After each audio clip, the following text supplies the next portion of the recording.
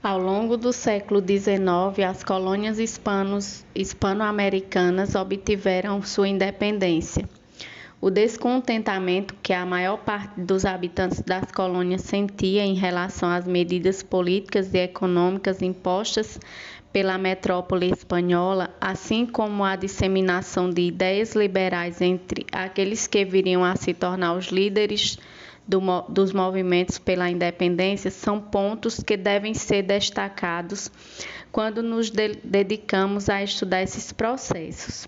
As ideias liberais que estavam em circulação na América Espanhola, no período que antecedeu as guerras pela independência, eram de maneira geral relacionadas à liberdade política e à liberdade econômica.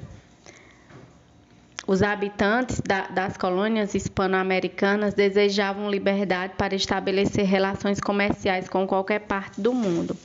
Assim, a liberdade era uma aspiração bastante difundida nas colônias. Estados Unidos e Haiti, com sua emancipação, já haviam provado que a independência era um projeto possível. Em 1808, Napoleão ocupou a Espanha e nomeou seu irmão, José Bonaparte, como novo governante do país. Para tentar resistir aos franceses, discutiu os rumos a serem tomados e exerceu o poder na ausência do rei. O movimento popular espanhol organizou as chamadas juntas de governo. O clima de agitação política chegou às colônias hispano-americanas nas mais diversas cidades, como Buenos Aires, La Paz e Bogotá. Representantes das elites também passaram a se reunir em juntas de governo. Com o tempo, especialmente a partir de 1810, as juntas começaram a reivindicar maior autonomia comercial para as colônias.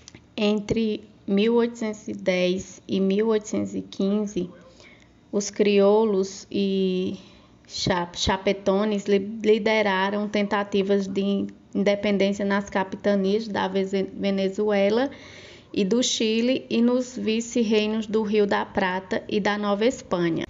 Para eles, a independência representava liberdade política e econômica para estabelecer seus parceiros comerciais e atuar de maneira autônoma no mercado internacional. As guerras pela independência nas colônias hispano-americanas foram longas, caracterizando-se pelos altos e baixos nas batalhas, com derrotas e vitórias sofridas por ambos os lados, os rebeldes que desejavam a independência e as forças leais à Espanha. E mais importante, apresentaram feições próprias em cada região. O vice-reino da Nova Espanha, onde se situa a área que corresponde aproximadamente ao atual México, era a região mais rica e populosa da América Espanhola. O principal descontentamento dos crioulos nos primeiros anos do século XIX referia-se ao controle rígido que a metrópole espanhola mantinha na região.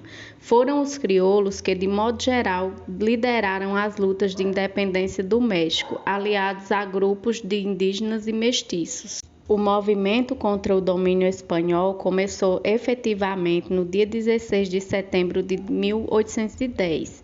Liderados pelo padre Miguel Hidalgo, camponeses, indígenas e mestiços insurgiram-se no pequeno povoado de Dolores. Hidalgo, defensor das ideias liberais e conhecedor de textos de autores franceses e ingleses ligados ao iluminismo, defendia os interesses e as aspirações dos camponeses e dos grupos mais humildes da população.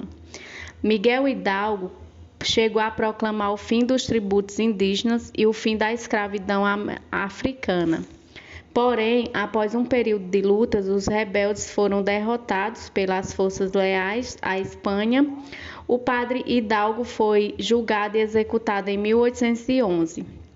A luta dos rebeldes pela independência do México continuou após a morte de Hidalgo e a liderança no movimento ficou a cargo de outro padre, José Maria Morelos. No entanto, Morelos foi executado em 1815. Depois disso, as lutas adquiriram um caráter de guerrilha. O movimento pela independência do México foi um processo longo e bastante complexo. Foi somente em 1821 que o movimento teve um desfecho. A independência daquele que seria o futuro México foi negociada entre membros da elite num processo realizado sob a liderança do militar Augusto de Iturbide. Em 1821, a Capitania-Geral da Guatemala, até então sob domínio espanhol, foi anexada pelo México recém-independente.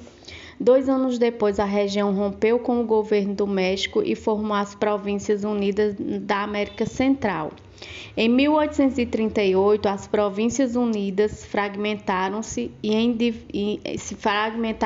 diversos países: Guatemala, Honduras, El Salvador, Nicarágua e Costa Rica. Cuba e Porto Rico foram as 2 últimas grandes áreas coloniais na América Espanhola a obter a independência. Cuba, com sua grande produção de cana-de-açúcar, café e tabaco, em que se utilizava o trabalho escravo africano, era importante fonte de lucros para a coroa espanhola. Ao longo do século XIX, a Espanha, em crise e já sofrendo com as independências de suas colônias na América do Sul, procurou fortalecer os laços com Cuba com o intuito de não perder esta importante área colonial. Ao mesmo tempo, a oligarquia crioula de Cuba não desejava perder seus privilégios financeiros e seus escravos. A primeira tentativa de independência em Cuba ocorreu entre 1868 e 1878, na chamada Guerra dos 10 Anos. Porém, esse movimento fracassou, reprimido pelas forças espanholas. Depois, a partir de 1895, as lutas pela independência passaram a ser lideradas por José Martí, político, jornalista e filósofo cubano, que organizou levantes simultâneos em diversas localidades da ilha.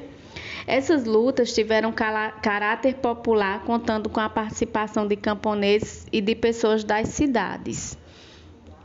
Em 1898, quando as lutas estavam perto do fim, os Estados Unidos entraram no conflito contra os espanhóis. O governo dos Estados Unidos já demonstrava, havia algum tempo, interesse comercial na região.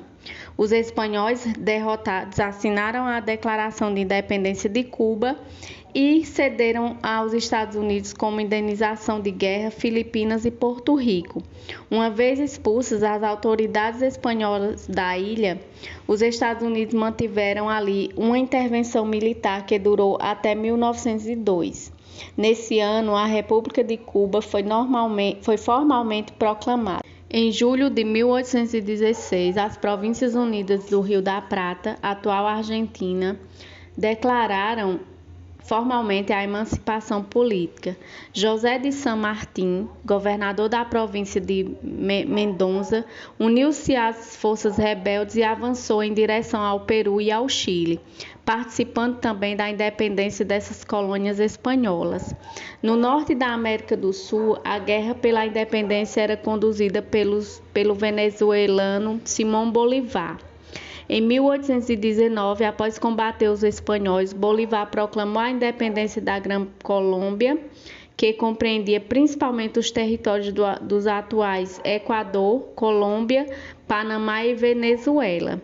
3 anos depois, um de seus generais, Antônio de Sucre, libertou o Alto Peru, contribuindo para o surgimento de um novo país, a Bolívia.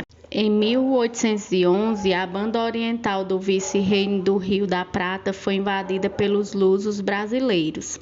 Para libertar a região, o general José Gervásio Artigas uniu-se à Junta Revolucionária de Buenos Aires e sitiou Montevidéu, expulsando os invasores.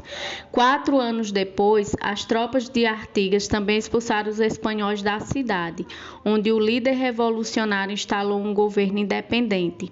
Artigas, entre outras medidas, promulgou uma lei que previu o confisco de terras e sua distribuição entre indígenas, negros livres e crioulos pobres. Seu projeto, no entanto, foi violentamente combatido pelas tropas de Buenos Aires e por novas iniciativas expansionistas luso-brasileiras. Derrotados, os artiguistas se exilaram no Paraguai em 1820. No ano seguinte, a Banda Oriental foi anexada ao Brasil com o nome de Província Cisplatina. A região só obteve sua efetiva independência em 1828, após negociações e acordos com o Brasil e a Argentina.